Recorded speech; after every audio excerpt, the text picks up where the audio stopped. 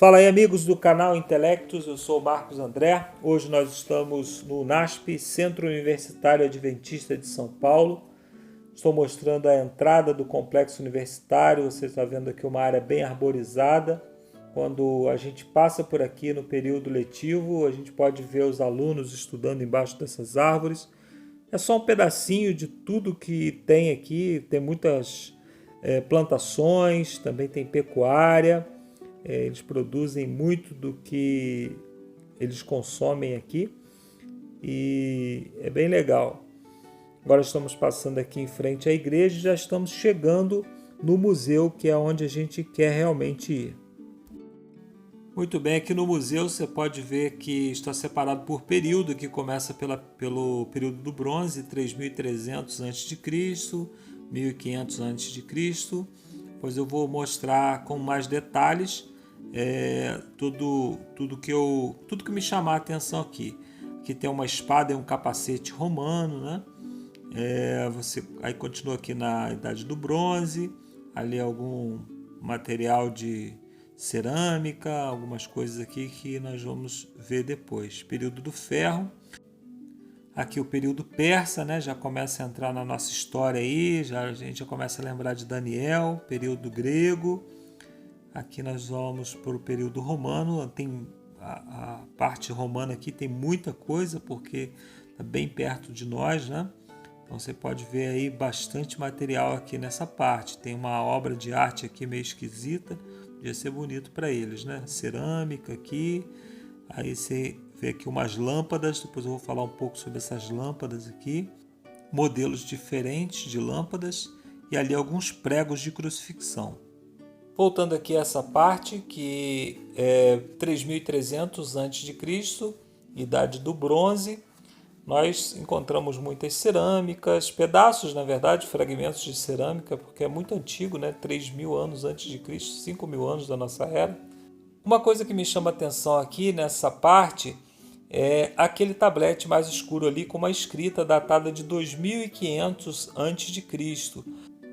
Muitos arqueólogos duvidavam de que a Bíblia pudesse ter sido escrita 1.500 anos antes de Cristo, porque diziam que nesse período não havia escrita ainda. No entanto, aqui está um objeto datado de 2.400 anos antes de Cristo, que já apresenta um tipo de escrita rudimentar.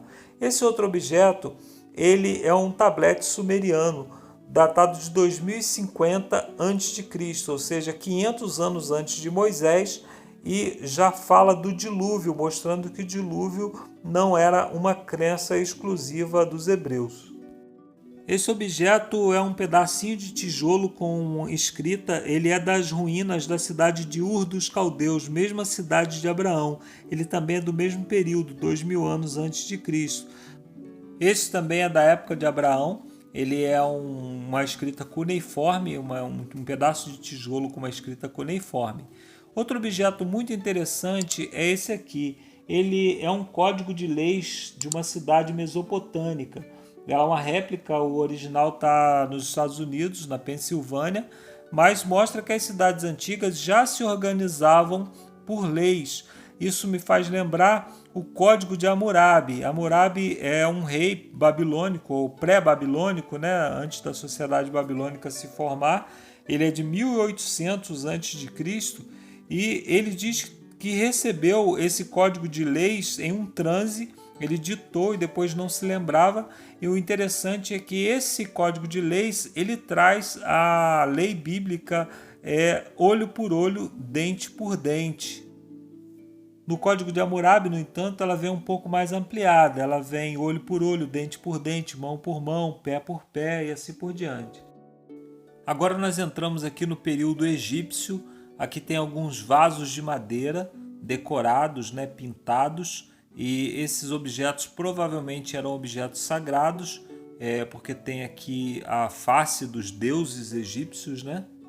Aqui nós encontramos um relevo em argila. É como se fosse uma fotografia e representa aqui é uma representação aqui de um faraó. Esse faraó aqui é muito conhecido, né? Tutankhamon ou Tutankhamon, como alguns preferem chamar. E uma coisa interessante sobre os faraós, sobre os egípcios de uma maneira geral, é que eles desejavam preservar a sua imagem, né? Preservar o seu nome pela eternidade. Por isso faziam aquelas obras imensas, né? Obras que são chamadas de faraônicas por causa disso, para se manter vivos na eternidade, vamos dizer assim, né? No entanto, mesmo o faraó mais famoso não consegue ocupar as nossas conversas por mais do que 2 ou 3 minutos, a menos que você seja um arqueólogo. Entre o povo de Deus, no entanto, era proibido fazer qualquer imagem de escultura. Nós temos muita dificuldade de encontrar, inclusive, dados arqueológicos a respeito dos heróis da Bíblia, né? De Davi, por exemplo, que foi um grande rei. Nós temos aí talvez só um anel ou algo assim a respeito do governo de Davi. Mas apesar disso, os heróis da Bíblia são lembrados a todo momento e nós somos capazes de falar a respeito deles por horas seguidas. Isso me faz lembrar a promessa que Jesus fez à mulher que ungiu os seus pés. Ele disse que onde quer que o evangelho fosse pregado, o nome dela seria lembrado. Deus é capaz de escrever o nosso nome na história e escrever no livro da vida para que sejamos lembrados por toda a eternidade. Outro objeto que nós encontramos aqui no museu que tem forte ligação com os egípcios são esses besouros ou esses escaravelhos. Os egípcios acreditavam que eles eram imortais, eternos. O besouro, ele fabrica um bolo de excremento com excremento de animais e põe ali os seus ovos. E ele vai transportando. Quando ele morria, dali nasciam novos besouros. E os egípcios acreditavam que eles estavam renascendo.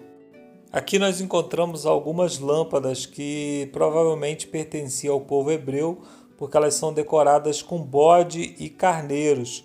Essas lâmpadas elas ficavam cheias de azeite e colocava-se um pavio na ponta e assim elas iluminavam o ambiente, já que não existia outro tipo de iluminação. Sobre elas o profeta Davi escreveu: "Lâmpada para os meus pés é a tua palavra e luz para o meu caminho." Aqui temos um tijolo babilônico com uma escrita contendo o nome do rei Nabucodonosor.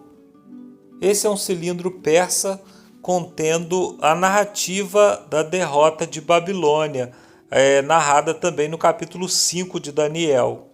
Aqui temos uma espada também persa, que foi parte da coalizão que derrotou Babilônia, os medos e os persas. Temos aqui um pergaminho com uma escrita egípcia bem antiga. Temos aqui uma trombeta, também conhecida como chofar. E esse objeto estranho, que é um odre.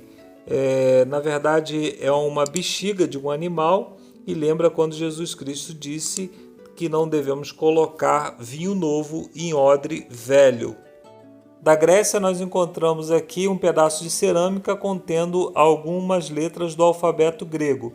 Essa foi a língua usada para escrever todo o Novo Testamento e nos dias de Jesus era a língua oficial do Império Romano.